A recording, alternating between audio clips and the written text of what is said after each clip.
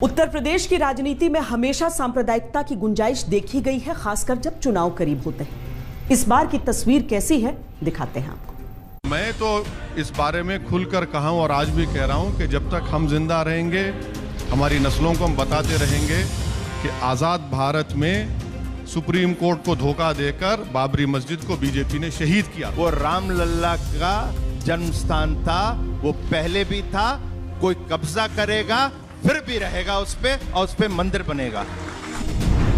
आप डीएमएसपी क्या कर रहे हैं? बीजेपी का काम कर रहे हैं। ये शिक्षा दी जाती है इनको एकेडमीज में कि गुलामी करो सरकार की। अच्छा, आप एक ट्रांसफर के लिए पैसा लेन देन कर रहे हो आप, और क्योंकि मोहम्मद आजम खान साहब को फंसा दोगे तो तुम्हें हम अच्छी पोस्टिंग दे देंगे। ये सब तो आपके यहाँ भी होता था सर। नहीं, ये नहीं होता था, ये गलत बात है। अगर ये होता तो शायद हमारे सामने फाइल मुखर्जी जी की आई थी, जो मुकदमा इन्होंने वापस लिया उसका। समाजवादी पार्टी ने कभी ऐसे काम नहीं किया। नहीं, मैं तो वैक्सीन दोनों डोज ले लिया। उन्होंने नहीं ली, उन्होंने कहा नहीं, मैं क्या कर रहा हूं, उनके अब्बाजान तो ले चुके हैं, वो तो ले ही चुके हैं वैक्सीन। और मुझे लगता है ये वैक्सीन तो देश के नागरिकों का सुरक्षा कवच है इस महामारी से। पार्टी का नारा सबका साथ सबका विकास भी है। आप अखिलेश यादव के अब्बाजान बार बार बोल रहे हैं। मैंने इसलिए कहा क्योंकि उनका विश्वास है। राजनीति में संकेत बड़े मायने रखते हैं और ये संकेत जनसमूह को एक दिशा देने में खूब कामयाब भी होते हैं। उत्तर प्रदेश की राजनीति ने 90 के दशक में मंदिर मस्जिद की राजनीति के दौर में ये खूब सीख लिया था। 2022 की लड़ाई में अब उसमें एक असदुद्दीन ओवैसी की सियासत का फैक्टर और जुड़ गया है। आप जेल में कितने मुसलमान है मालूम मैडम आपको? Under trial 27%। कितनों का कन्विक्शन होता है? उसमें से 3 या 4% का कन्विक्शन होता है।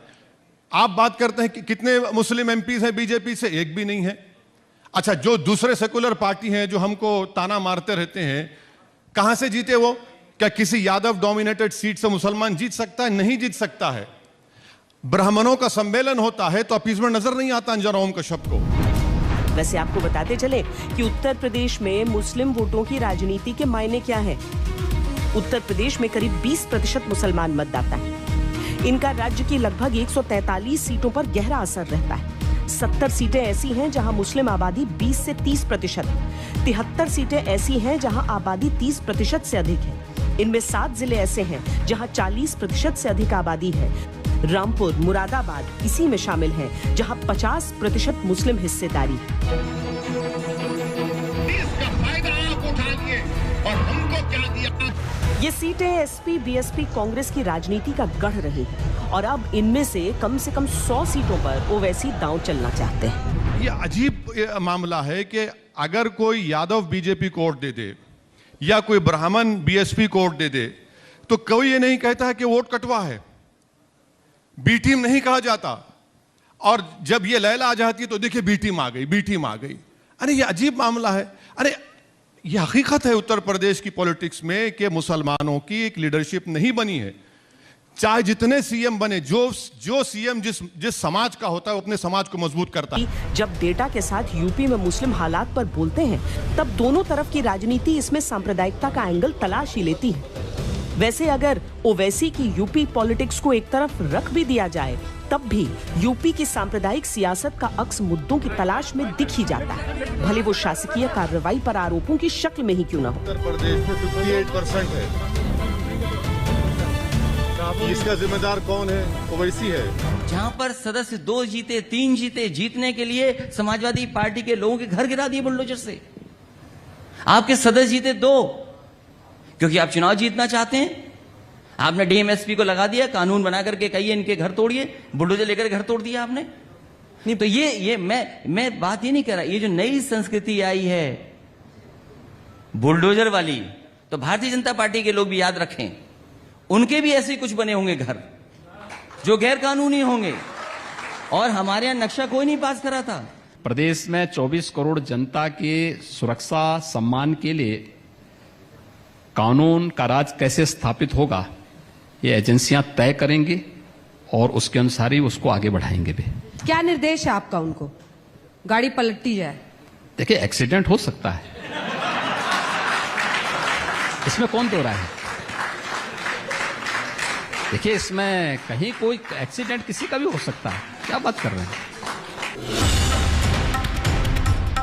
सब कुछ इशारों में है। अपने अपने वोटर्स के मन पर व्यवस्था के मरहम की कोशिशें हैं और इससे कौन इनकार कर सकता है कि सुप्रीम कोर्ट के आदेश के बाद अयोध्या में श्री राम मंदिर निर्माण का रास्ता खुला, लेकिन इसी रास्ते से यूपी पॉलिटिक्स के पुराने सांप्रदायिक रास्ते से होती हुई एक नई गली भी खुल चुकी है।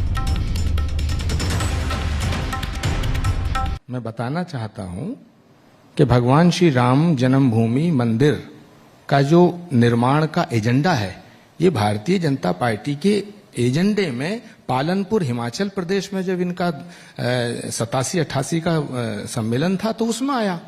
तो उससे पहले तो ताले खुल चुके थे, शिलान्यास भी हो चुका था। ये एक अलग विषय है।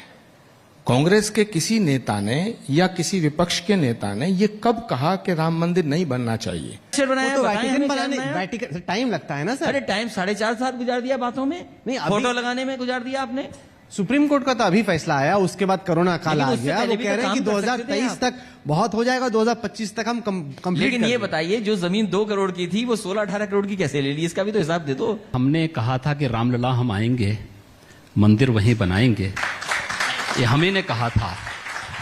और हमने कितना सच किया है। आज जब अयोध्या में राम जन्मभूमि के भव्य मंदिर निर्माण का कार्य शुभारंभ हो चुका है, उनके अब्बा जान तो कहते थे कि हम परिंदा भी पर नहीं मारने देंगे। संवेदनशील मुद्दों पर वोट बैंक के लिहाज से जहां भी जरा सी भी गुंजाइश दिखती है, सियासी कोशिशें नजर आ ही जाती हैं।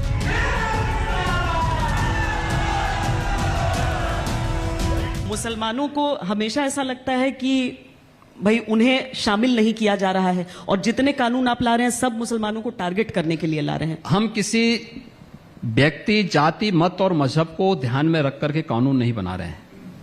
हम प्रदेश की 24 करोड़ जनता की सुरक्षा, उनके सम्मान और उनके स्वावलंबन को ध्यान में रख करके कोई कानून बनाते हैं, उससे इतर हट करके नहीं। और हमारी प्रदेश के 24 करोड़ जनता के प्रति हमारी प्रतिबद्धता है, किसी व्यक्ति, किसी जाति, किसी मत और मजहब के लिए नहीं। 24 करोड़ जनता का हित होगा तो सबका हित उसमें हो जाएगा। चुनाव की तैयारियों के प्रथम चरण में अभी विकास, महंगाई, रोजगार, किसान जैसे मुद्दे फ्रंट पर हैं।